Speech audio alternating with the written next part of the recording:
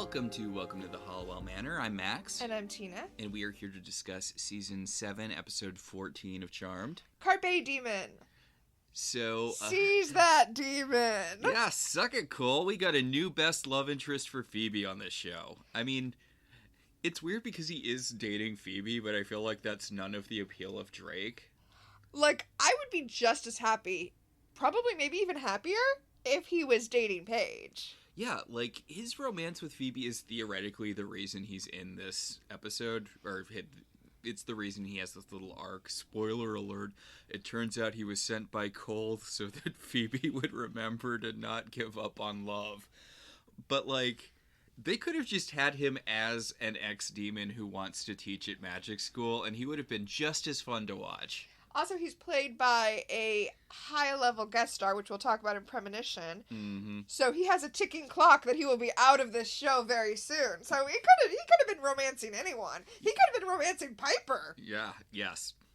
Leo could have just been, like, frozen in amber for 2 weeks. Like, Nick Lachey had a ticking clock, and this guy is, I'm going to say, very above the pecking order. Yes, he has a higher IMDb star rating than Nick Lachey. It's also weird because this is not an actor I typically think of as being charming. He's Well, there's a reason. Yeah. Because he's the antithesis of charming in his most famous role, I will say, without saying who he is until we get to Premonitions, which is weird because I actually felt like I was going to be saying his name a lot instead of the character name, which is Drake, in this episode, but I guess now I've committed to only saying Drake and not saying... Censor this. No. Yeah. You know what? I feel like I'm not going to have the trouble I had, like, calling Nick Lachey instead of Leslie, or John Cho instead of Mark. Or McSteamy Jason instead of McSteamy. I feel like I didn't have issues with that because I didn't... Because you don't watch Grey's Anatomy? No. But, yeah, Drake is so charming and fun to watch, and you kinda want the show to be about him.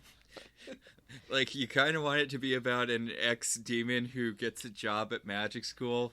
Well, so I don't even want just that story. I want the whole Little Mermaid adventure where he became human and got to run around the human world for a year. Like, that's the story I want to watch. Okay, I guess we should probably... Yeah, because, you know what, we should talk about it when it comes up in the episode, but this episode is so much fun. I really enjoyed this episode, yes. Like...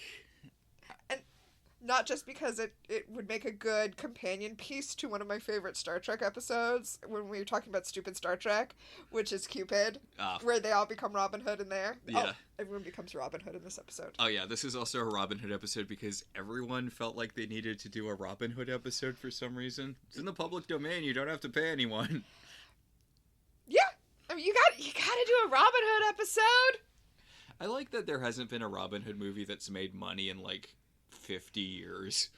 They keep trying it, although I guess it's been a while since they've tried it. I know, right? Was, like, Robin Hood Prince of Thieves the last successful Robin Hood movie? I think so. It's the same thing with Peter Pan, where they try it, like, once a decade or twice a decade or so, and they never make money, and they're never particularly good. Right? Well, like, Hook, which is a cult classic now, was a failure at the time. Yeah.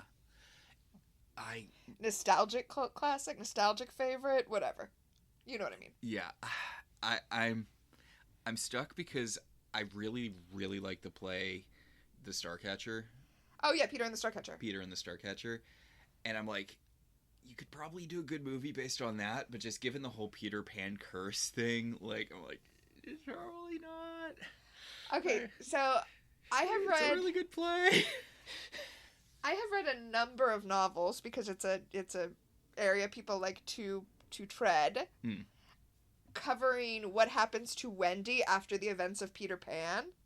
And I know Hook barely touches on that, but, like, let's do that movie. Let's do the Wendy Darling movie. I mean, there's that, who's that author you like who did that thing about, you know, all those kids who were in a recovery group after being in magical adventures? Okay, I believe you mean Shauna McGuire. Yes. And I believe you mean they're not... Okay, it's kind of a recovery group for people who have been on isekai adventures, right? Is that how you pronounce it? I have no idea. Also, I do want to point out that I know that's the standard thing for calling, kid or regular person winds up in a magical land, blah, blah, blah. But it's weird that it's become an anime trope, because I feel like it kind of predates anime by a lot. Like, oh, I just figured it was one of those things where it's like the Japanese have a word for it, we don't have a word for it, so I'm borrowing the Japanese word. Yeah, no, I don't have any like issues with that. It's a good word for that. It's just, it feels really weird that it's become a concept that's deeply entwined with anime, even though, Wizard of Oz. Yes. But I'm just pushing back against Recovery Group, because the Shannon Maguire books are about kids who went on portal adventures and want to return to the magical land. Like, their best case scenario is that they return to the magical land they're from, and we find out that there are other schools in that universe for kids who don't want to go back to the magical land. They just want to heal from having been in the magical land. Yeah, and it's a concept that works. I really liked it when I first read it, and I tried rereading it a few years ago, and I was like, oh, it's not actually as good as I remembered it being. Wait, tried rereading what? Soon I Will Be Invincible. Yeah. And one of the characters is like a sort of Wonder Woman-esque figure. She's a very minor character. And to clarify, we're off on a different tangent. That's on a Shannon Maguire book. Yeah. And her whole thing is, like, she and her siblings were the Pensieves. They went to Narnia, they had the adventures, and she was the only one who managed to come back. Like, when they got shunted back to the real world, she was the only one who hung on to the magical artifacts just by coincidence, and it kind of ruined her siblings' lives. Like, she's an incredibly minor character in the book, but I thought that was an interesting idea. The Magicians... I was just going to say, I mean, isn't this basically what the Magicians is? Yeah. We're on such a tangent right now because we only started talking about Peter Pan because he's public domain. Yes. Like, this isn't anything. Yeah. Okay, we should actually talk about this episode of Charmed. So we open in the Charmed One's kitchen post-apocalypse. Yes, the apocalypse has happened and then stopped. So not a dystopian wasteland, just business as usual for the Halliwells. Yes, Piper is getting a phone call from her manager. Yeah, the person who her manager, but that makes it sound like her boss. No, the person who she has hired to manage P3. Yeah. He is taking the day off from work. He's calling out of work so he can propose to his girlfriend on Valentine's Day. I'm sorry, you work at a club. You don't get to take Valentine's Day off. Also, like... Gauche much? Yeah. Like, come on, man. And look, here's a little bit... This is coming out in October, so you've got lots of time to plan, dear listeners. But here's a little advice for you. Don't try to go out on the 14th. Like, the 16th is just as good a day, and then you don't have to deal with, like, crowds and hyped up prices. Oh, you're going to propose to your girlfriend on Valentine's Day? Are you going to put a ring in a bottle of champagne, glass of champagne? Okay, so I feel like right now you're doing like a Gen X thing where you're like being all scornful, and I'm doing like a boomer thing where I'm like, go to the early bird special, kids! Are you going to get your hand stuck in the gears of a revolving restaurant?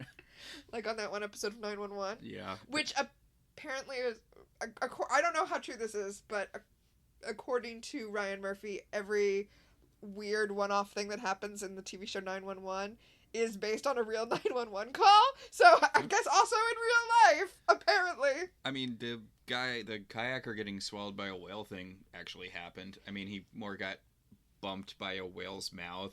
It wasn't Mr. Lodge from Riverdale as a billionaire who gets swallowed by a whale, but luckily the 911 team knows the whale Heimlich maneuver. Okay, so they do say, like, in the 911 call, they're like, luckily you got swallowed by a humpback that just, like, holds food in its mouth and doesn't actually swallow it so we can get you out. Like, they do kind of nod to that. I think if you were lucky, you wouldn't get swallowed by a whale at all. I will say, though, there is an episode of 911 that has a call that I happened to know the real story behind. I'd happened to see, like, a little documentary-style YouTube video about the real story, not knowing that they were going to use it in 911. And the real story is wilder than what happened on 911. Because there's a woman who her house burned down, and you know what? I'm not going to get into it. Yeah. Okay, so Piper is upset that her manager is calling out, and Phoebe is upset because their phone bill is extra jacked up this this month. There's like all these hidden fees they're paying. Like it's highway robbery. Oh man, I didn't even put that together. Yeah, right. Boo. Boo. And she points to the CEO of this phone company is in a newspaper because he's such an asshole. And apparently that's something newspapers cover in the world of Charmed, CEOs being assholes. God, can you imagine? The newspapers would be so thick.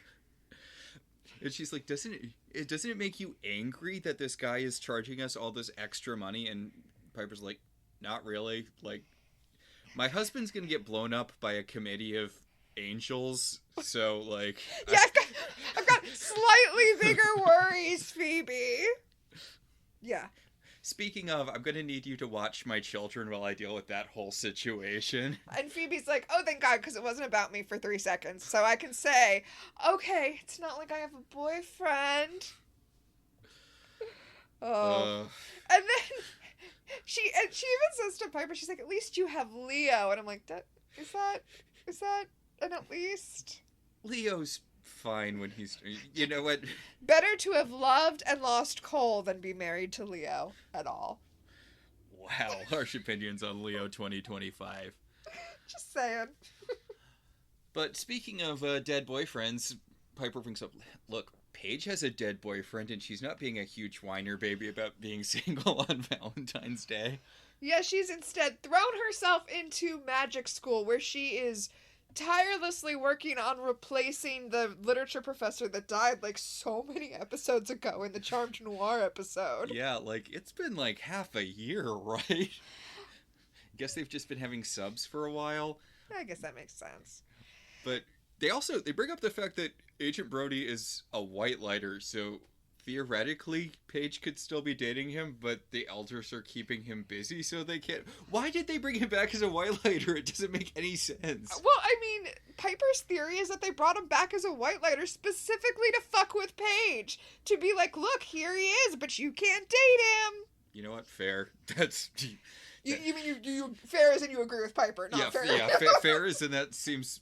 Yeah, I'm on Piper's side here. I totally believe that's why the elders brought him back. Well, and I was like trying to figure out in my head, I was trying to come up with a justification for why she can't date him. Like, oh, well, maybe his first charge is like off in Australia, so she can't date him. But they both orb. Yeah. Like, there's literally no reason she couldn't be with Kyle right now. Yeah. But no, she is throwing herself into her work so she doesn't have to focus on dead boyfriends. She's going to hire a new literature professor.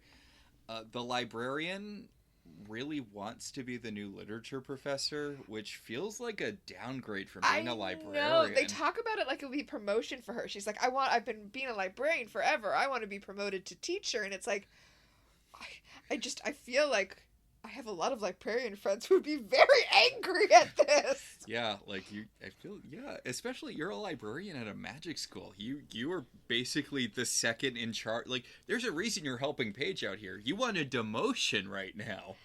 Also, who would choose? Who would? And I know this is a little bit of my own hang-ups, but who's going to willingly go from dealing with books all day to dealing with teenagers all day? Seriously. that sounds like a way downgrade. Oh, meanwhile, she's dismissing the resume that Paige is looking at because it's a muse.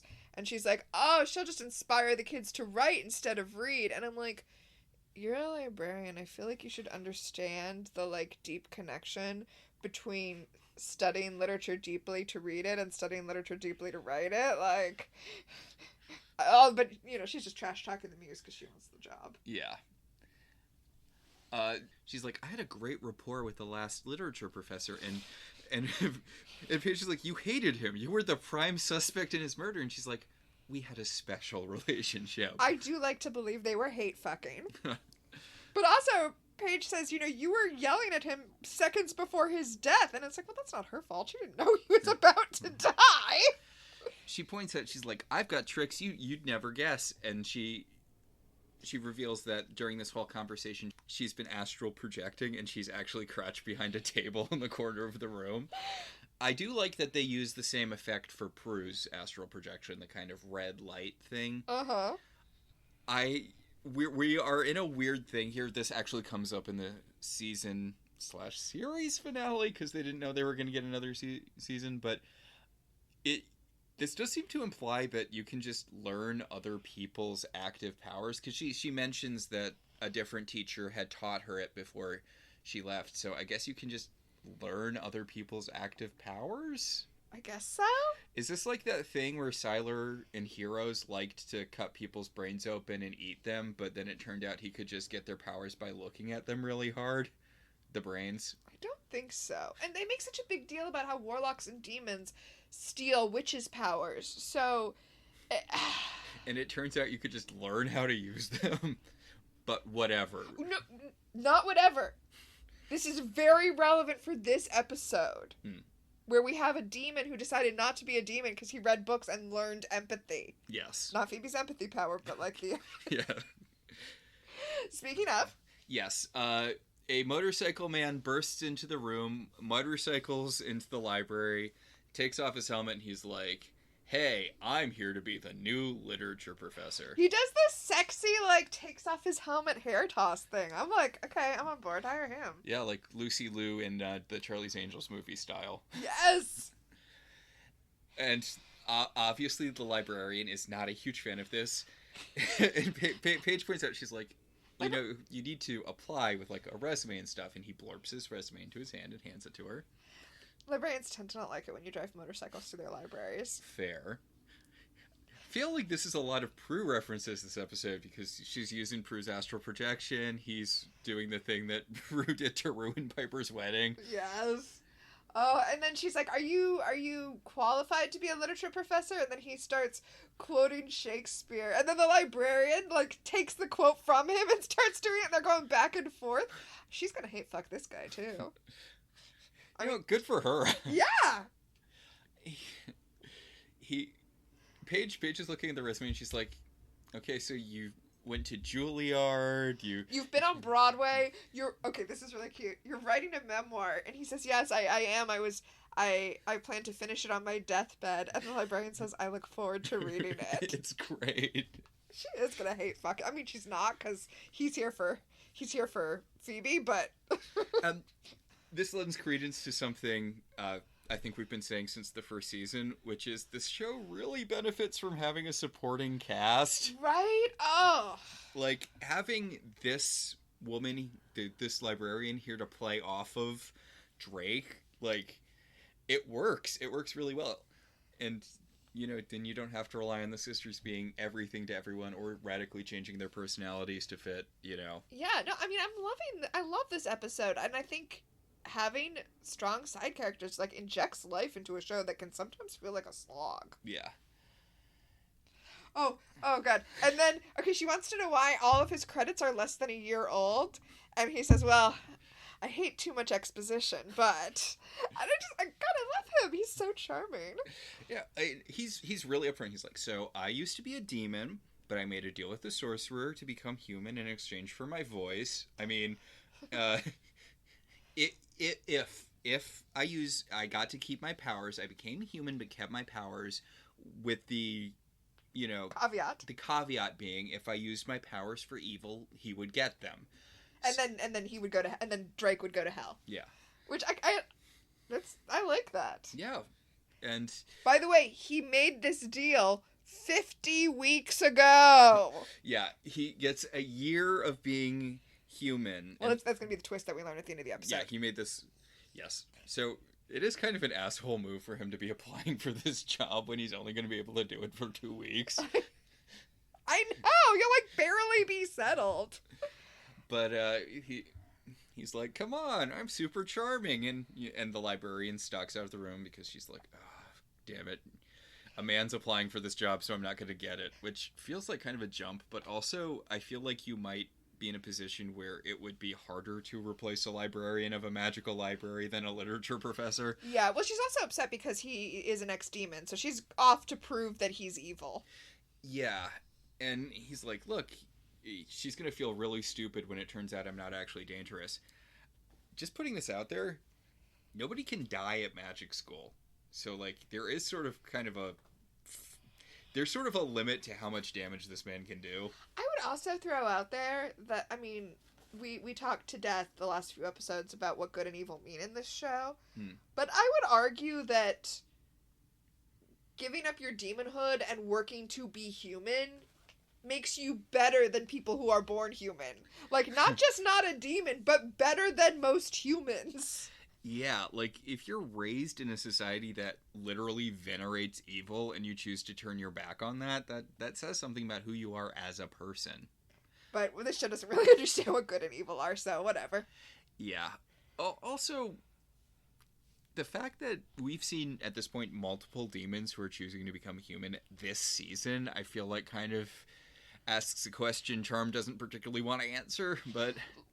You mean, should we be killing all of these demons? Yeah, especially when they're not starting it, because Charmed has, the past couple of seasons, had the Charmed ones just killing demons because they're demons and not because they're doing anything actively evil at the time. Okay, so that does raise a question, no doubt. But I'm going to posit here that we saw the seer, R.I.P. seer, and we see Drake here, and it's possible that both of them were kind of spurred on in their desire to be human by the fact that avatars were going to wipe out all demons. Fair. So their motivations may have been a little bit tinged, we don't know, but here we are. I was saying, like, if you go around depowering demons, worst case scenario, you got one less demon. I know. They should just be mass producing that potion that they had for Cole to take away his demonness. Yeah. They don't even have to drink it. You can just throw it at him. So, back at P3, Piper is kind of haphazardly slamming hearts all over the walls for Valentine's Day decorations. She is, like, not into decorating for Valentine's Day. Leo's like, usually you're so meticulous with this. And she says, and I feel like justifiably so. Yeah, for decorations that are going to be up for one night, and then we're going to tear them down and throw them away, and also everyone here is going to be so drunk they're not even going to notice them. And that's a good point. Yeah. But this is just them avoiding talking about the thing they've been avoiding talking about, which is the fact that the elders are going to super fucking murder Leo for joining the Avatars. Or, I'm sorry, super fucking going to recycle Leo. It's so fucked up. And Leo's like, well, I mean, they have a point. I did, join the Avatars. And Piper's like, no, I don't think they have a point. I think if you are the main source of good, if you are a powerful Avatar working for good... Avatar. Yeah. If you are someone whose entire goal is spreading good, and you've been doing this for thousands of years, and the world is still a completely fucked up place, you can't be mad when someone decides to try something else. I don't feel like they have a good reason for trying to kill you. You were trying to make the world a better place, which is their goal. They can't be mad because you were trying something. They shouldn't be mad just because you tried something new. Yeah, but, that pesky free will. Yes. I mean, this is a little bit like when a new manager comes in and they try to rearrange everything and then quickly learn that there's a reason stuff is done the way it's done. Leo's like, wait, what if we just took out all of the evil? And then the elders have to be like, yeah, then there's no free will, Leo. We tried that. You think we didn't try that? That's the most obvious thing ever. I mean, I don't think they tried that, honestly. Also, I feel like the elders' real objection to the Avatars is that they were amassing power that the elders didn't have access to. Yes, of course. Far be it from me to be on the elders' side, because I do not believe they are genuinely good in the context that you and I here on this planet would consider good, as opposed to whatever the aesthetic of good and evil is in Charmed. So, in the underworld, a sorcerer is talking to some bounty hunters he has hired to trick Drake into doing evil because he really wants them Drake powers. Well, yeah, I mean, that's the whole reason he did it. Yeah, so this sorcerer is like, Flotsam, Jetsam, go find Drake and trick him into using his powers for evil. The sorcerer, by the way, has a very 90s look with his frosted tips. Okay. Or possibly, wait, I think you might be about to say what I was about to say about who he looks like. It's not, but who he looks like. Okay. Do you want me to say it? Yeah, say it. Gordon Ramsay. Oh, he does look kind of like Gordon Ramsay. Like, he's obviously not, but I'm like, that dude looks so much like Gordon Ramsay. I was gonna say, Oh, shoot. And I think I might have forgotten his name. Dave Anders, the guy who played Oh, yeah. Dr. No, Rail I can see that, too. On Once Upon a Time. And it's also not him, but yeah, no, I can definitely see that, too. Yeah, it's like the love child of Dr. Whale and Gordon Ramsay. Yeah. So, the sorcerer's minions bring in the librarian who had snuck into the underworld to see if she could find proof that Drake was evil. Girl, you just demonstrated that you have the power to astral project, and yet you physically decide to walk into the underworld to find evidence that this dude is evil. Yeah. Girl. Yeah. This is why you shouldn't be a teacher. Those kids would eat you alive. Principal Flutie style. There's our obligatory Buffy reference for the episode. Very good, very good. Back at the Manor, Phoebe is on the phone with the phone company. Oh, she's on the phone with the phone company. Trying to get her money back when call waiting beeps, and she's like, whatever, fuck you guys. And she beeps over to Daryl. Daryl, who is wearing a white tactical turtleneck. Oh my god, it is such a weird choice for him. This is the sweater Buffy wears in season 7 of Buffy. This is the sweater Emma Swan wears in the later seasons of Once Upon a Time. A third example of someone wearing this sweat. It is a female protagonist reaching the end of her journey sweater. Well, okay, so the fact that he also has his holster very, very visible, it to me just looks like Lana from Archer. Yeah, it's a very odd choice for Daryl. I just it hits my eye weird. I just associate this as a very feminine look, even though there's no reason a guy should not be wearing a white turtleneck sweater. Like, there's nothing inherently feminine about that choice. It's just I associate it so heavily with a certain kind of kick-ass action girl. Yeah, with a certain kind of action girl. I'm like, okay, Daryl. I mean, you do you. Like, yeah. But he's calling Phoebe to let her know that Inspector Sheridan's out of her coma now. So Agent Brody can't date Paige, but he can go to Earth and then use his FBI connections to bring Sheridan out of the coma that he used his FBI connections to put her into? Or is it just that he hasn't shown up for work in a while and his secretary or whatever's like, I guess I should get that lady out of a coma? Do people think he's dead? Yes, yeah, Daryl actually says this. Because Daryl says, I thought you told me that he was dead. And Phoebe's like, well, you know, there's dead and then there's dead.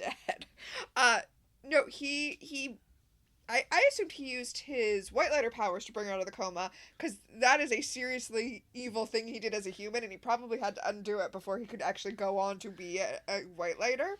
And he told Daryl to tell Sheridan that they were deep undercover together, and he died and she went into a coma, and that's what happened. Okay, so... Oh, also he altered her memory, so he used the white lighter dust, so yeah. This was a white lighter thing.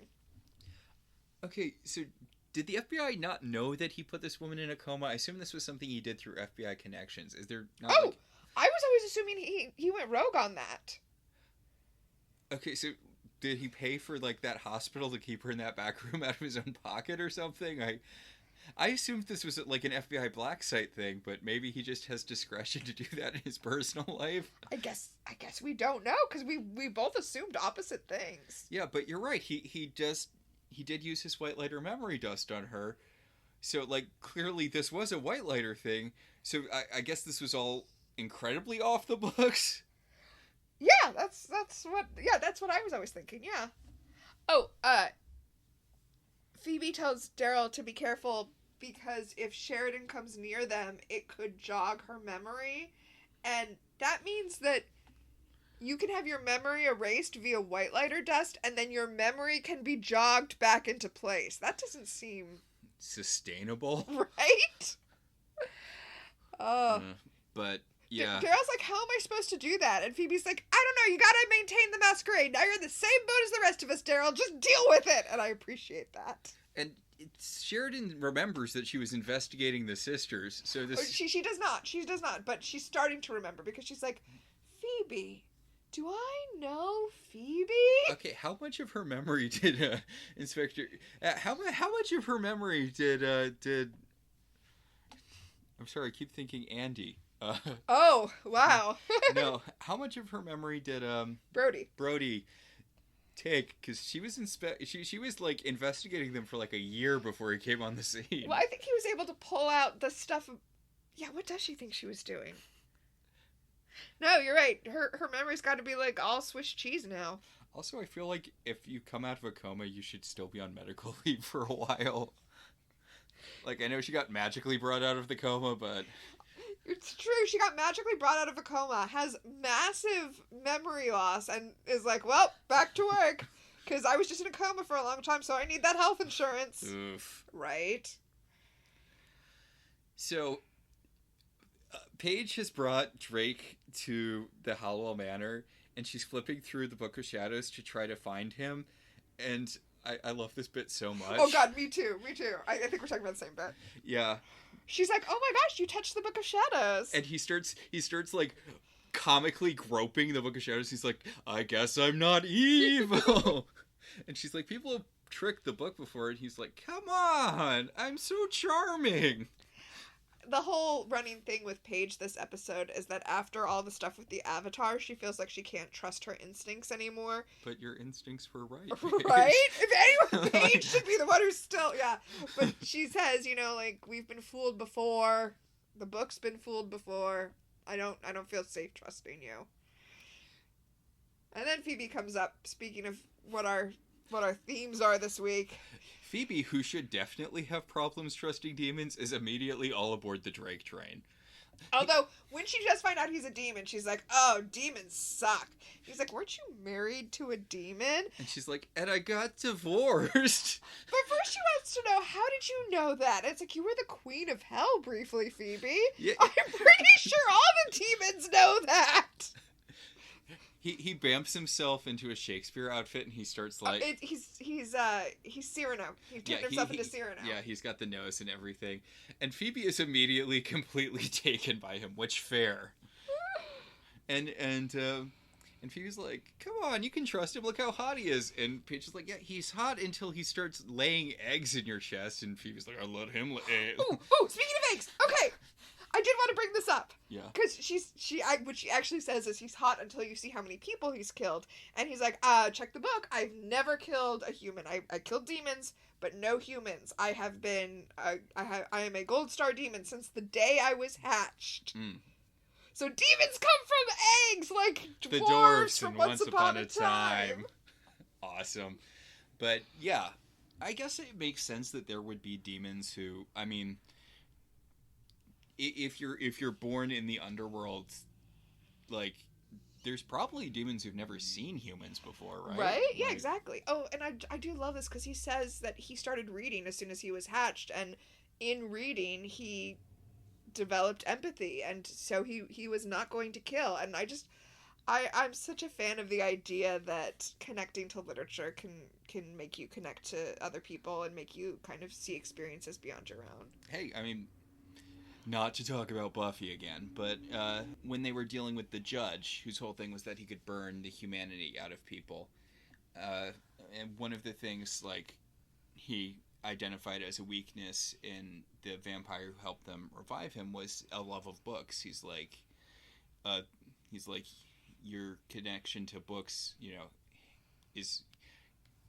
The spark of humanity exists in you through your love of books, and then he burns the guy alive for it. Yeah. Which is a more depressing example of that. But well, but I mean, as long as we're talking about Buffy, that's Spike as a poet maintained his connection to humanity, and it's what helped him. It's what inspired him to want to regain his soul.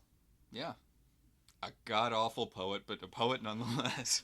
We call him William the Bloody because of his bloody awful poetry. One of the best twists in television history, by the way. Yes. Also, it gives him a William name, because, I mean, I know he had it before, but, you know, every William, Liam, Willow. Yeah, the whole thing with Will. Yeah, everyone connected to Buffy has to have a William name. Her friend from her old school, Billy. Yeah. The coma kid who brought everyone into his the psychic coma kid who brought everyone to his nightmare. They had a real thing with Billy. That evil kid, an Angel, the evil guy in Angel, whose whole thing was that he was born without a soul. He was in that fire prison. Oh, yeah. Yeah, they like the name. I mean, it's a good name. You can do a lot with it. Meanwhile, Leo is about to start a performance review, which is already not going well. I mean, on the plus side, he did save the whole world, and on the negative side, he did join up with the people who almost destroyed the world. So, you know. Yeah, we have an old guy avatar. They're not shelling out John Delancey money anymore, so it's just some guy. Yes, not John Delancey is the guy. Although it really feels like this was written to be John Delancey's character, and then they just didn't get him. That's why I keep calling this guy not John Delancey guy. I genuinely believe this is the guy that they get when John Delancey is busy. And the, peacekeeper white lighter lady who looks kind of like if Hillary Clinton and Martha Stewart had a baby. It's weird that you called her, like, the peacekeeper lady, since we just did our Farscape podcast. Yeah. But what you mean is she's the one who's like, Leo, I'm out there fighting for you. I can't help that you, did a lot of really bad shit. Yeah, she's the moderator for this. Mm-hmm. Because, yeah, the dude elder is like, so any reason why we shouldn't just straight up murder you? And Leo's like, recycle him. Recycle, which is murder but nicer. No, it's murder but meaner. If they murdered him, he'd just go to hell and could come back up. Yes. Or heaven. I really don't feel like... I mean, I guess he did kill an innocent guy for no reason. The elder that he killed. Oh, yeah. But also he almost brought about the end of the world with the avatars. Yeah, but as he points out, I think we discussed this a little bit earlier, but as he brings up, he's like, I wanted to try something different because it feels like we've been doing this for thousands of years and things aren't, like, noticeably better for humanity. Like, demons are still stealing kids' eyesight and leaving them to die in sewers, and we've been doing this for a while, so I thought maybe we should try something else. And the male elder's like, too bad you failed. Yeah. Well, I mean, the answer isn't to take away everyone's free will. No. I'm just saying I'm not looking down on Leo for trying something new, even if it was taking away everyone's free will. I'm going to go ahead and look down a little bit. Yes. But the peacekeeper-y elder, who... her name is like Linda or Beverly or something. Sandra. It's Sandra. The other one's name, like, it wouldn't hit me weird because, apparently elders are just white lighters who got promotions, but the John Delancey elder was named Odin, so it feels weird Odin and Sandra work in the same organization. Well, it's to show how the difference in time when they were promoted. Point. Yeah. Yeah, I guess she's a relatively recent elder. But she tells him, look, Leo, I'm trying to get everyone to not super extra murder you. Can you do me a solid and just not fuck around with magic shit for the next few months or so until everyone calms down? So just bringing this up. Yeah? She's like, Leo, just keep your head down. So, again, the Charmed Ones essentially have no white lighter. True. I mean, technically speaking, they don't have one now. He's still technically an elder, right? Like... Yeah, he's still technically an elder. So why don't the Charmed Ones have a white lighter? He's slumming essentially. He's one of those people who gets promoted but still has to do all of his underlings' work. Like when you worked at your old company and they promoted that guy over you and you had to do your job plus his job. Except I guess the reverse of that. No, that's not what happened. What happened is exactly what happened with Leo. I got promoted, but they didn't backfill my position. Yeah. They promoted me to be the person who would be supervising my team, but then my team was gone because they promoted me, and so I was just doing all the work. Oh, no, I was talking about back when you were working at... I'm going to bleep this out. Oh, no, that was a different situation, too, because I quit before that could happen. Mm. But enough about how bad the elders are at managing stuff. I mean, it's a management thing, right? I mean, it's partially a management thing, but also it's because of the inherent power struggle between the Charmed Ones and the Elders, right? Mm. The Elders want to be in charge, but if the Charmed Ones are the most powerful force of good, then what are the Elders? I feel like most of their problems would be solved by just demoting him to being just a regular white lighter again. Like, because spoiler alert for how this situation gets resolved. Leo falls, which I put in finger quotes, even though he literally has to fall off the bridge to lose his elder status. But, like, if that's an option, why isn't that just what you lead with? Hey, Leo, we need you to not be an elder anymore. Oh, okay, well, this might sound kind of conspiratorial, but I guess the question is, what is the problem? Mm-hmm. Because I think the elders are just hoping that the Charmed Ones will fail and or die. Because it's a power struggle between the elders and the Charmed Ones, even though that's not explicitly stated. Again, I'm not slamming Leo for trying to set up a new system, because this one doesn't seem great. Well, I know the elders are, like, the force that is, like, the powers that be. Like, they're supposed to be God, question mark?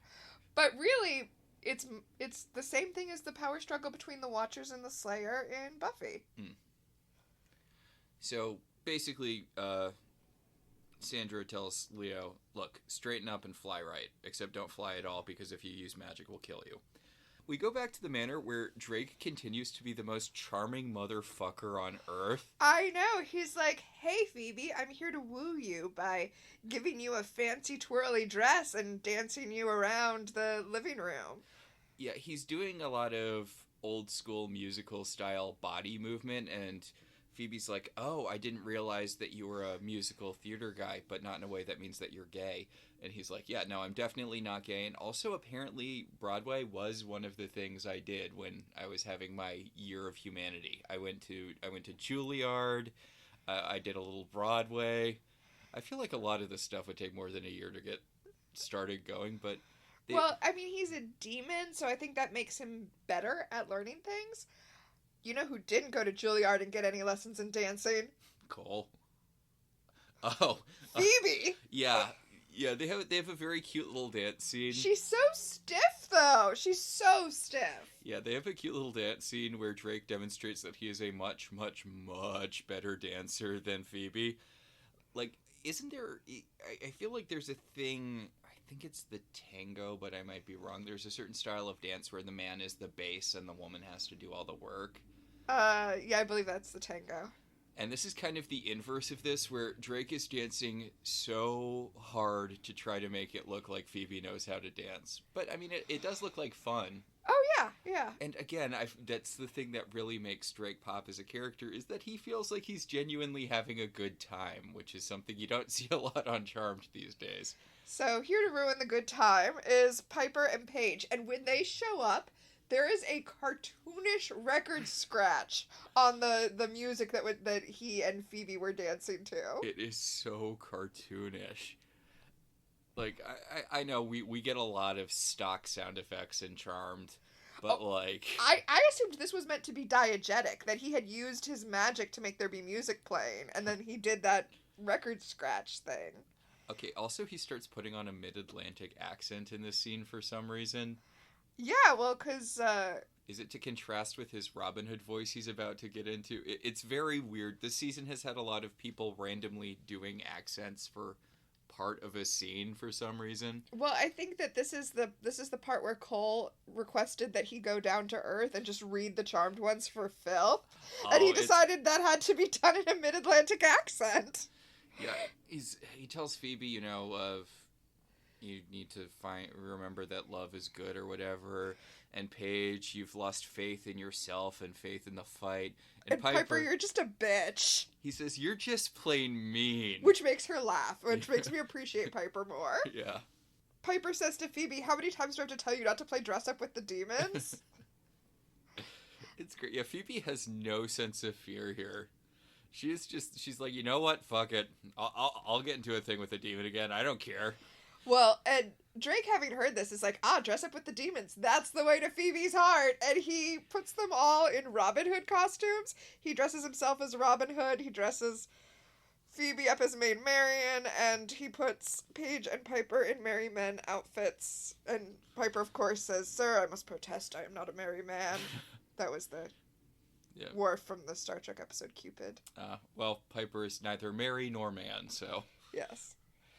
She's like, stop it, stop it, stop it, stop it. And he changes them all back because they're But not him. Yeah. Because he appreciates that they were like, we don't want you to dress us up. And he's like, okay, that's fair. So they go to talk about him in a different room, which gives the sorcerer the chance to blorp into the room. There's one of those like speed shots that turns so that you can see the sorcerer. It's like the horror movie thing when the ghost is in the mirror, when you close the mirror and the ghost is in the mirror. Yeah, Charm's been doing a lot of the fast zooms. Maybe they just got a new software program. And the editor's having fun. So the sorcerer is tossing Drake around and he's like using his magic to try to bring out the demon in him. See, that feels like that goes against the terms of the contract. I don't think he's dealing in good faith here. Yeah, well, it's Ursula interfering with Eric and Ariel's kiss when she sent Flotsam and Jetsam to stop them in the boat. Like, which is also a terrible contract violation. It's tortious interference. That's right! Yeah. But yes, the sorcerer is trying to use his powers to bring out the demon in Drake. Piper runs into the room and it's weird because she does the blowing up hand motion, but it telekinetically throws him in the wall. It's not that thing where there's an explosion that sends him into the wall. It just looks like she used telekinesis. They've been doing that a little bit with Piper in the past couple episodes. I think they might have just decided that they could get away with not paying for that effects shot, because there's a lot of stuff that happens in this episode. That's true. This does seem like it was probably a pretty expensive episode. And stuff happens so quickly. I don't mind. I don't mind that they decided to save a little money there on the effects shot. Especially because it doesn't vanquish him. It just tosses him back. Yeah, it just seems weird that they would like click and drag the little gif of an explosion over him. I think it's more complicated than that. But yeah, so since Piper distracted him mid-spell, Drake has not had his inner demon broken out, but instead has been completely subsumed by the Robin Hood persona, because apparently it wasn't just a costume, it was a whole attitude adjustment thing. He now believes that he is Robin Hood. And he is demonstrating that he's Robin Hood by just firing arrows around the manor and breaking things in like a hilarious manner. He's like, breaks a vase and he's like, oh, I'll fix that. And he shatters a lamp. He's like, oops, sorry about that, my bad. I kind of really love him here. Also, for some reason, there is an apple sat atop a stack of books, so that he could shoot the arrow through that. Yeah, that's what he's aiming at the arrow, and he keeps missing and hitting stuff around the room. Yeah, but who... Oh, so did he put that apple on that stack of books? I'm assuming. Okay, that makes sense then. But, yeah, it's fantastic. They're talking about what to do with the situation, and you can hear him in the background. Ton of ADR, but it's all fantastic. My bad. Whoops.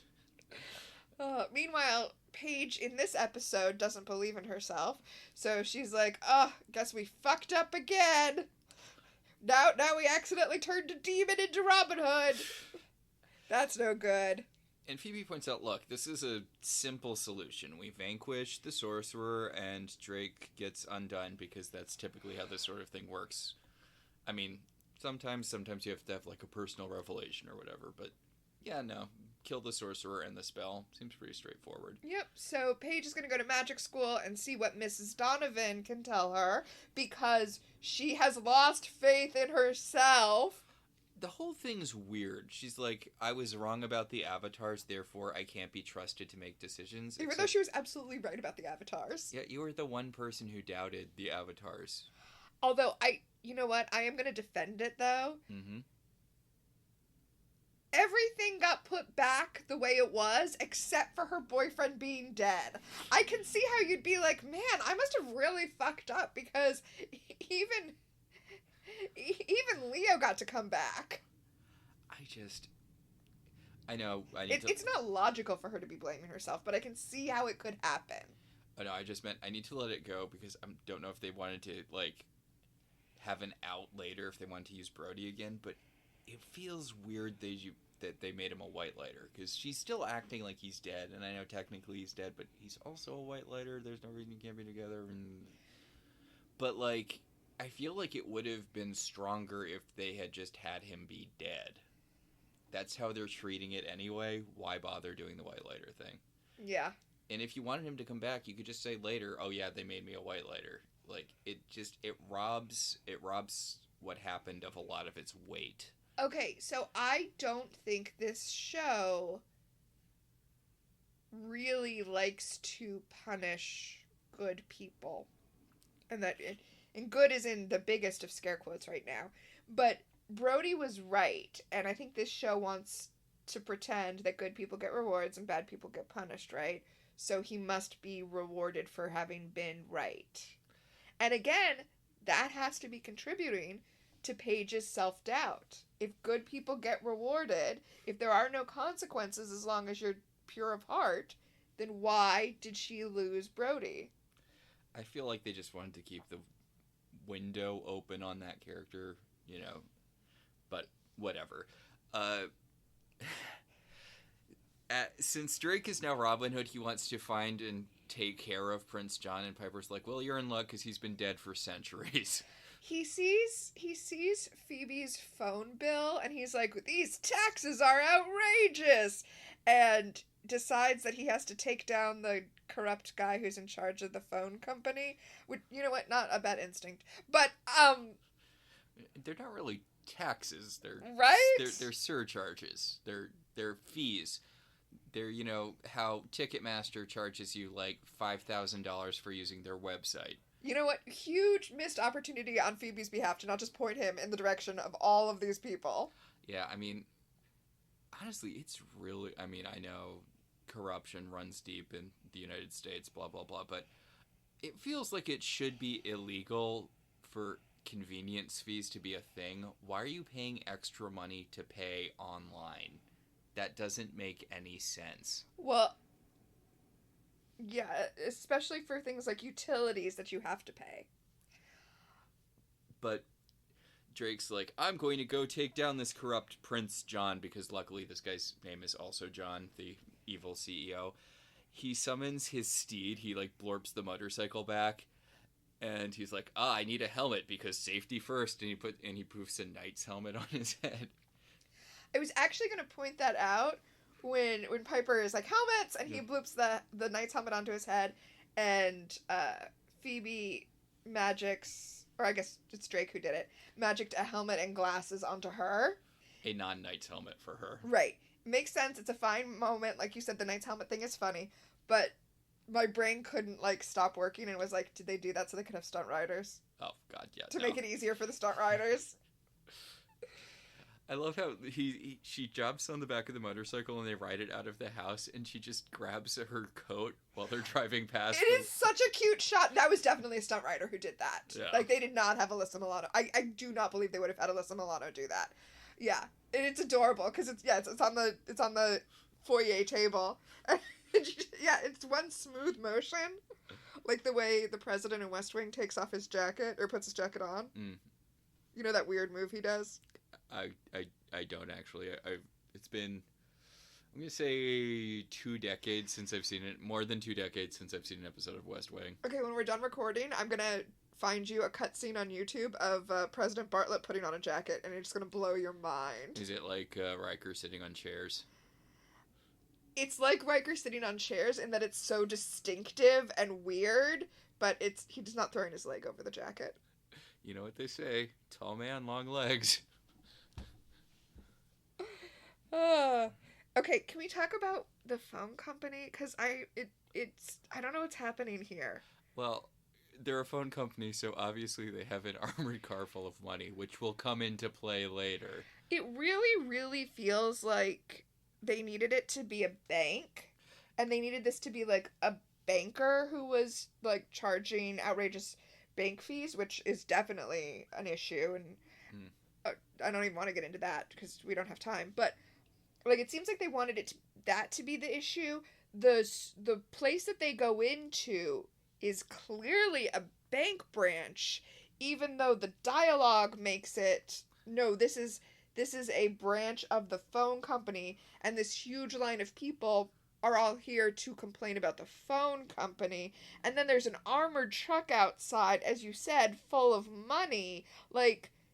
Did this change? And then they were like, whatever, it's fine. We already paid for the set. And what happened? Did they decide that a bank robbery was too evil and that phone companies are obviously bad? I guess. I don't know. again, this is a Mystery Science Theater 3000 moment where you just need to let it happen. Just repeat to yourself it's just a show. But yeah, no, it definitely feels like there was some point where in the script this was a bank and he was a banker. Now, I am maybe previewing Time Freeze a little bit here. Mm-hmm. But back in the days of, like, Internet 1.0, there was a website that I used to follow that basically tracked scams. Mm-hmm. And it, like, alerted you of scammy things that were happening. And they did a little thing where every year it was, like, people voted for the worst company, the most hated company. And number one every single year was Comcast. Fair. So, you know, it makes sense, even if it wasn't standards and practices coming in and saying you can't rob a bank, it would make sense for them to be like, you know what? This should be the phone company. No, Brad Kurd! Brad Kurd got into a fight with his phone provider and was like, hey, we gotta scrap that whole bank thing. I now believe 100... Okay, that's what happened. Well, it's like that thing in newspaper comics where you can tell when whoever's writing BC or Dustin or whatever had a bad time at like a bank or something because it'll be... Yes. Which, I mean, fair, I guess, if you have a platform, then you need to tell them, right? Like, the watch exploded. Springs went everywhere. There was a part of the limousine we could not access. This man sells the worst copper. I like how we went, like, such different ways there.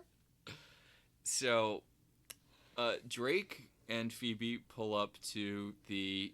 branch of the phone company. There's a huge line of people with their phone bills waiting to complain about these new charges, I guess. And Phoebe's like, hey, can we not go in there and murder people who work for a phone company? And Drake's like, we're not going to murder any of the people who work there. We're going to murder the CEO. And she's like, that still feels bad. Does it, Phoebe? Anyway, they walk into the branch, and there's a heavy-set guy at the front of the line who's like, hey, no cutting. And, of course, Drake is like, oh, Little John. And the guy's like, fuck off. What's your problem? Heavy-set and also super tall. Yes. This guy might have too many lines to qualify for this, but if not, he's my VIP extra, by the way. Yeah, he's amazing. He is my MVP extra. MVP extra. Yeah, he is going to punch Drake in the face. He's like, get in the back of the line. And you know what? As a line appreciator, I appreciate him being like, we live in a society that has rules and you can't just cut to the front of the line. But then Drake starts threatening to shoot the guy. The manager comes up, who's very, I'm going to use the word prissy. He is a prissy man. Uh-huh. And he's like, excuse me, but... you know, I can't have you walking in here with a weapon. This is a bank. I mean, a phone company. And Drake grabs and he's like, hey, you're robbing all of these people, and if you don't tell me where your CEO is, I'm going to shoot you in the face. And then Little John is like, yeah, shoot him! Yeah. He's like, yeah, my phone bill was so expensive I couldn't take my wife out to dinner. Kick his ass, Robin. He came around on Drake / Robin Hood so fast. I really, really love it. Yeah, I appreciate that. Okay, then the guy is like, Phoebe kind of steps in and says, you know, he just wants the CEO. Tell us where he is. And he says he's in his office at the financial district, in the corporate office. And he's like, please don't tell him I told you that. And I'm like, he's in his office. I think they could. I mean, I would assume that he knows that people could find him at his office, right?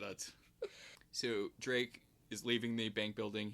He gets a crowd behind him. He says, you know, throw off your chains, throw down your oppressors, free money for everyone. He points his bow and arrow at the security guards. Yeah, and he has the security guard drop his gun, and one of the bank customers picks it up. Dude!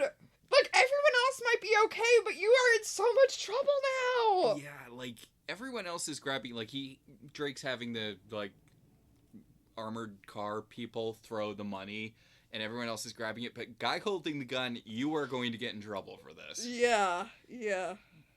Oh well, we never see him again. Yeah.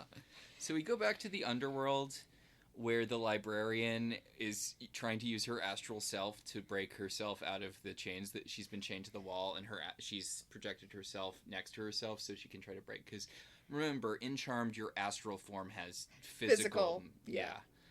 Again, maybe you should have just stayed in the library and sent your astral self down here.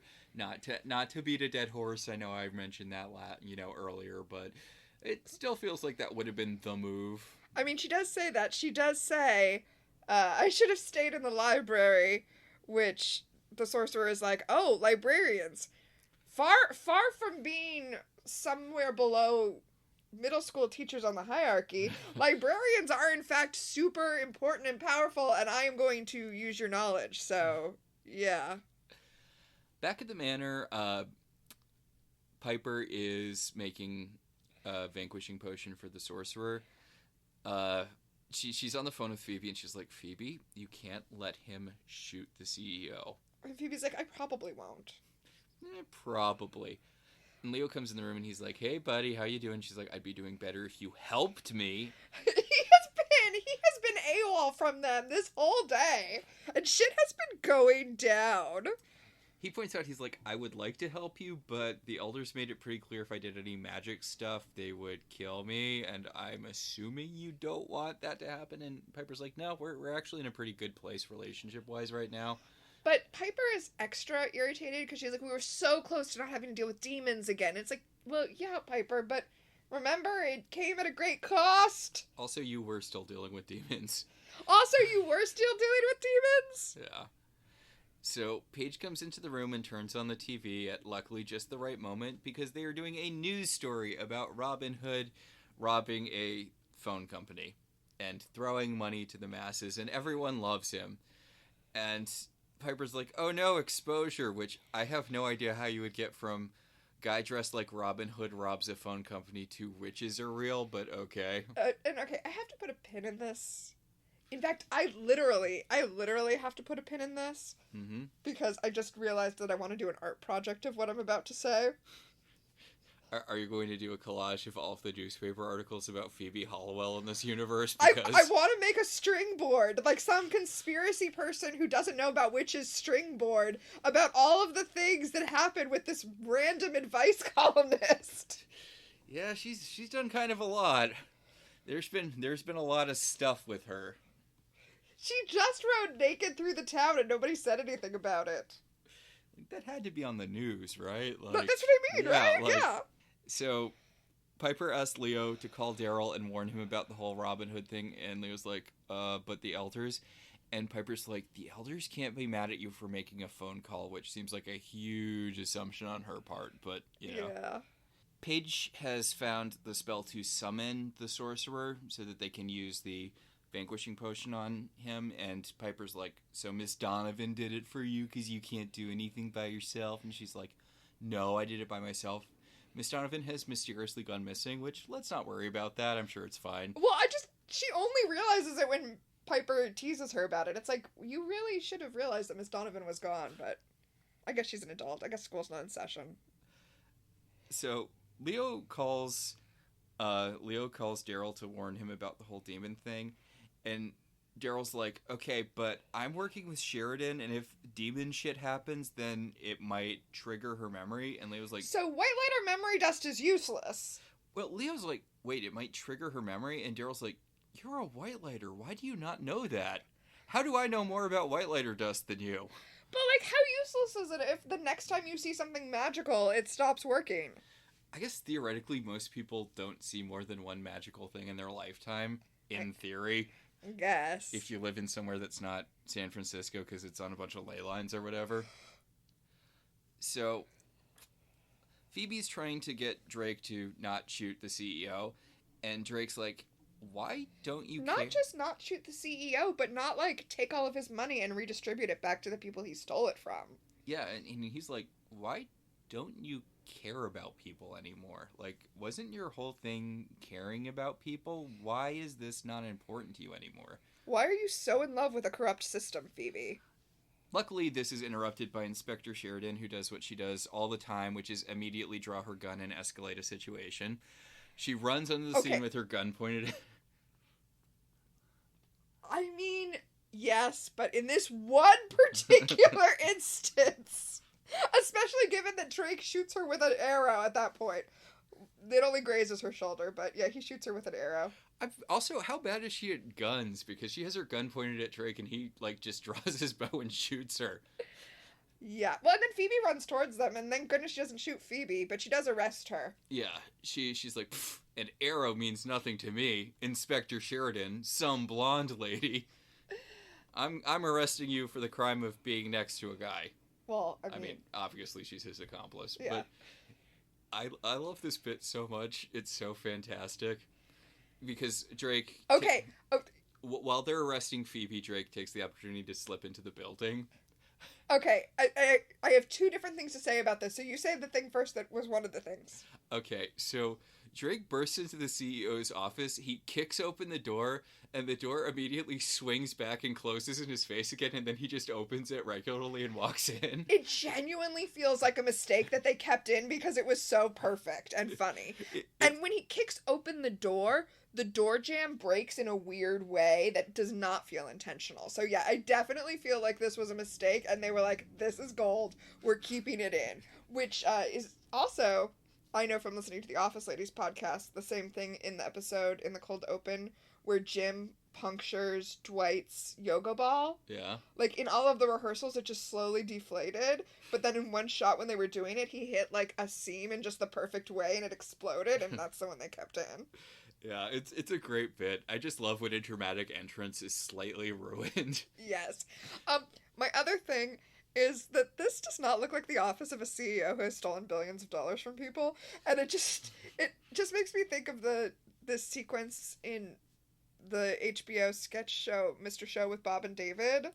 Oh. I know, right? That's a big reach, but there's a sequence where David Cross breaks the fourth wall and is like, what even is this show? This is so cheap. This is supposed to be a mansion. Look how cheap this set looks. That's how I feel right now. I was just thinking of the bit in American Psycho where he goes to the guy, like Patrick Bateman goes to the guy's office who's like slightly above him, and he's like super jealous even though it looks basically exactly like his office. Oh, yeah. But it does not look like a CEO office. The CEO massively underreacts to somebody dressed like Robin Hood bursting into his office. He's like, what are you doing here? Don't you know that I'm too rich to talk to people dressed like Robin Hood? Listen, this is not the first time, I assume, that a guy dressed like Robin Hood has come in and started threatening this guy. He asks if his ex-wife sent him, which, ex-wife joke. But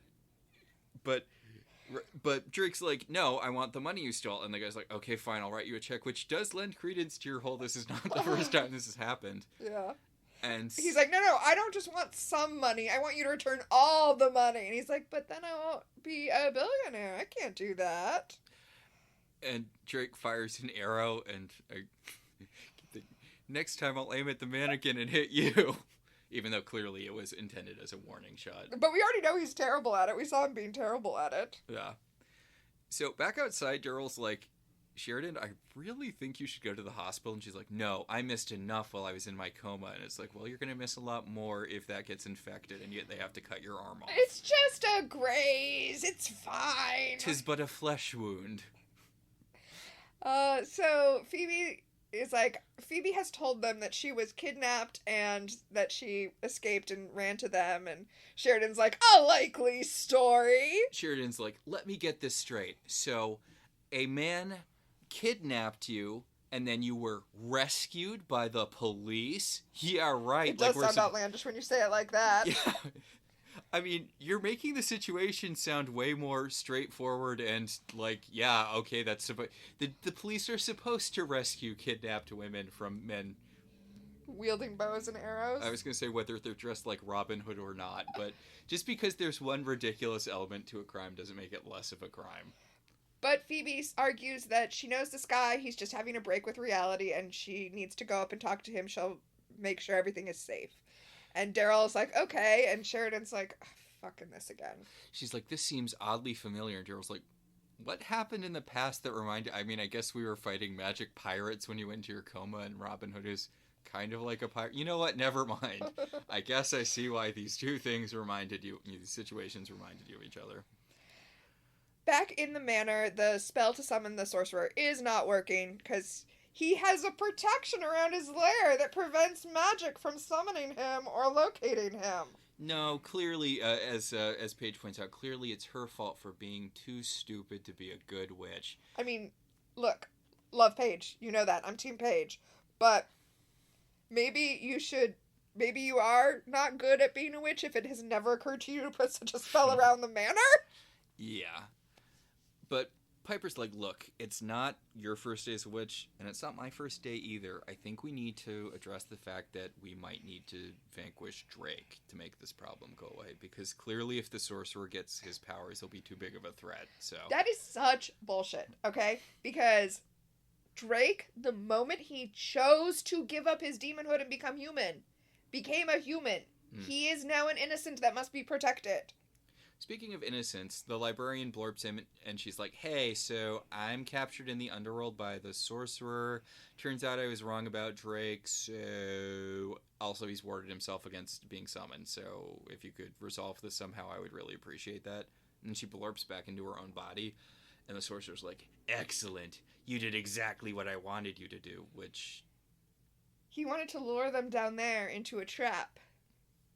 Well, he wanted to lure them away from Drake so that he can blurb next to Drake. He wanted to draw their attention away from Drake so that he could go to where Drake is and trick him into using his powers. Like, I get it. This just seems like a terrible plan because it feels like exactly what happens in this episode is what would happen. Yeah, because she's like, I only wish I could warn them about you. And it's like, well, you let them know. You're like, ugh. Well, basically warn them that they should be focusing on Drake and ignoring the sorcerer. So, but you know what? Phoebe's already on that. It's not like they need the power of 3 to talk this guy down. So Phoebe goes up to the CEO's office and she's trying to talk Drake out of killing him. And the CEO gives this very disingenuous sounding speech about how he's seen the light and he's not going to be greedy anymore. And Drake rightly is like, he can't be trusted. And Phoebe's like, you have to have faith in people. Isn't that what you taught me? And he's like, I mean, I don't really feel like that's what I taught you, but sure, okay. So they're going to leave, but then the sorcerer casts a spell on the CEO, causing him to say, haha, JK, just kidding. I'm actually going to steal even more money from widows and orphans this time. Yeah, I'm going to raise taxes specifically on the most vulnerable members of... Oh, God, no. I'm going to tax widowhood. Well, maybe you should have thought about that before becoming a peasant. Yep. And back at the manor, scrying is having no effect. They decided that they would, if the sorcerer was protected, they would scry for Miss Donovan, and then they would, go to where she is, and that's where the sorcerer is. But he's got wards. It's not working. Yeah. So Piper is pushing the whole we just need to vanquish Drake thing, and Paige is waffling. She's a waffler. She is Dane Cook's character in Mystery Men. Okay, wow, that's a deep pull. Yeah. Like, Mystery Men on its own is a deep pull, and that character is not one of the main men. Yeah, he's from the audition scene, which... Yeah. If you want to see a bunch of comedians who were famous or people who become famous later, you should watch Mystery Men. Actually, I think it's mostly people whose careers were dying at that point. Some of their careers kind of came back, but... Mean. Yeah. So, the CEO being possessed by the sorcerer is really egging Drake on. Drake's about to shoot him with the bow and arrow, and he's like, come on! You think a bow and arrow can stop me, a CEO? You need to do something more than that. Something magical, because Robin Hood has magic powers, right? So Drake uses his magic powers to blast the CEO out the window, which is interesting because that implies that had Drake shot him with the arrow and killed him, that would not have violated the contract. Yeah. Really, the best way to get out of this would have been for Phoebe to kill him. Well, I'm interested in the fact that apparently his fireballs are such weak shit they can't even incinerate someone, because that's usually what fireballs do in this show. Right, because he goes out the window, but now he's hanging out by his fingers. And Phoebe pulls him back in. Well, a bunch of camera crews record it. Yes, and the sorcerer comes and sends Drake to purgatory. That's specific. I feel like he sent him to purgatory specifically so that it was okay to pull him out at the end of the episode. Yeah. But that's not the way purgatory works in Catholic mythology, at least. So, whatever. I do really like Drake blurps back from being Robin Hood to being Drake. The sorcerer comes, he takes his powers, he sends Drake to purgatory. And Drake is doing this kind of Elvis hand motion hip thrusting thing as he's being encircled by flame. Right, he's like trying to resist it. The whole time I was watching that scene, I was thinking about what it must have looked like on set before they added the special effects, and it, in my head, was ridiculous, and I love it. There's this really great bit. I don't normally watch, commentary stuff, but someone posted a bit from the Dungeons and Dragons movie commentary where Justice Smith is talking about how he really hates it in TV shows and movies and stuff when people are casting spells and they just point. And he's like, I was always trying to do a lot of stuff with my fingers, and I was trying to make spellcraft look like a physical, visceral thing. Oh my god, can I guess what he's gonna say? What? So the FX guys hated him, right? Because then they had to track all of that. Yeah, he said, yeah, he's like, and I think it really improved. Like, I think that it really sells, I think it really sells me doing magic. I don't think the FX department was a huge... And it smash cuts the head of the FX department who's just staring into the camera. Yeah. Alright. So, the sorcerer has Drake's powers. Drake is in purgatory. And, everybody back at the manor is like, well, we really messed that up. Did you? Drake didn't get vanquished, which is what I would assume would be the thing there. Well, we didn't say it, but at the last moment when they were scrying for Miss Donovan, I keep wanting to call her Anne because it's Anne Cusack. When they were scrying for Miss Donovan, Paige was like, wait, this is the trick. We should be focused on Drake, but it was too late. But then the scrying all of a sudden works, and they can see where Miss Donovan is because the sorcerer has let down his wards, and Piper's like, okay, this is obviously a trap, though, right? And Phoebe's like, I think we need to approach this not like the Charmed Ones, but like Robin Hood. And this next thing is so stupid. It is so stupid. You know what? They deserve to have a little fun. Yes. They're clearly just having fun with this. In the sorcerer's lair, he's teasing Miss Donovan. He's like, oh, soon the Charmed Ones will be dead. And she's like, they're gonna come in here and murder you. Like in every episode of Charmed, he's like, yes, but this is my turf, and I have Drake's powers now. They'll be helpless against me. And then Miss Donovan astral projects to a different part of the room, except this time her body stays awake. And he's like, wow, you're getting good at this. And she's like, yes, that's what's happening. And then two more Miss Donovans are there. Yeah, one of them's reading a scroll, and she pulls it down so you see her face. And then another one's behind. And the sorcerer's like, oh no, the Charmed Ones. And they drop the glamour, and they just recite the couplet, and he explodes.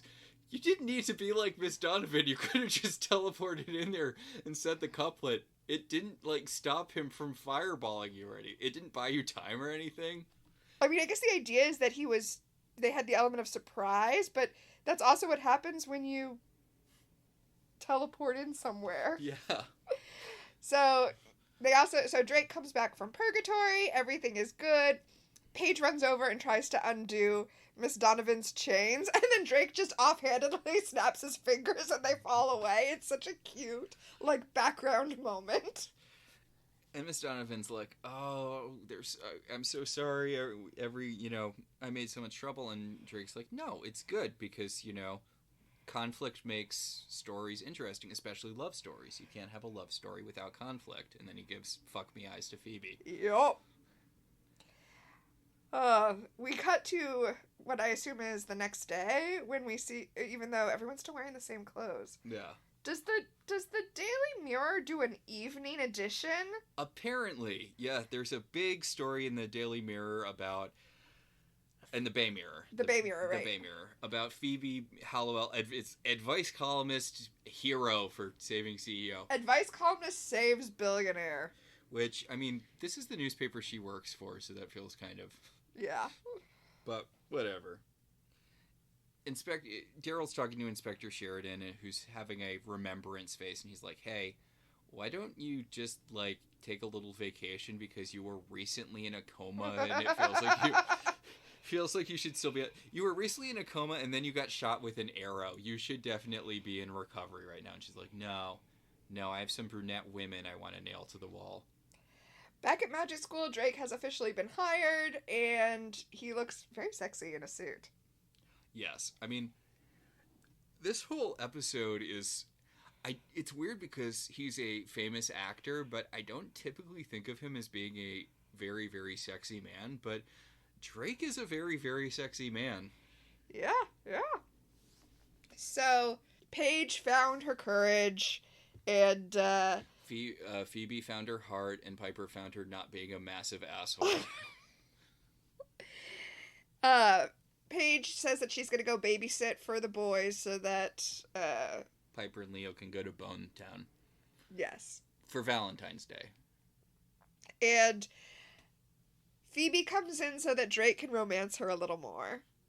And it's so funny because Paige is like, well, this is super awkward and I hate it. I'm going to go away now. Yeah. But Rose McGowan's read of that line is just beautiful. Yeah. And then we learn the thing that you and I have said before, that Drake only has a year to live as a human, and that year is up in 2 weeks. Yeah, he's going to be teaching the literature class for the next 2 weeks, but he's having Ms. Donovan TA for him so that she can take over after he dies in 2 weeks. And Phoebe's like, you're joking, right? And he's like, how is that a joke? What would the joke be there? I mean, he has been taking a lot of stuff not seriously, so... True. Phoebe says maybe we can come up with a way out of this, and it's like, no, there's no way out of it, Phoebe. That was the deal. Like, that's... Yep, he gets to be human and keep his powers, and then he dies after a year. Maybe if he just became human, he wouldn't die after a year. Maybe it's one of those things where having, like, demon powers burns you out or whatever. Ooh, interesting. Because I would assume that there would be a way to just be human forever, right? Yeah. But the point is, they are going to romance each other for 2 weeks, and then he's going to die tragically. End of episode! Which is tragic, because as we may have mentioned this a few times, but Drake is really fun to watch, and it's going to be sad when he dies. Yup. So, yeah, I really love this episode. Me too. It's like hokey, it's corny, it's cheesy, but it's fun. It's so much fun. And, are we going to say which episode is next, or are we just going to get into our segments? Yeah, let me real quick say the next episode is Showghouls. Oh my god. When Inspector Morris believes his friend is possessed, he asks the Charmed Ones to investigate. Oh, this is a rough one. But I will say that the preview image on Peacock is, again, Phoebe playing dress up with demons. Yes, and yeah, they love putting Drake in costumes. Also, he gets to do a little lounge singer act in this one, if I remember correctly, which is always fun. Remember when Jonathan did one in Buffy? Yeah! Yeah.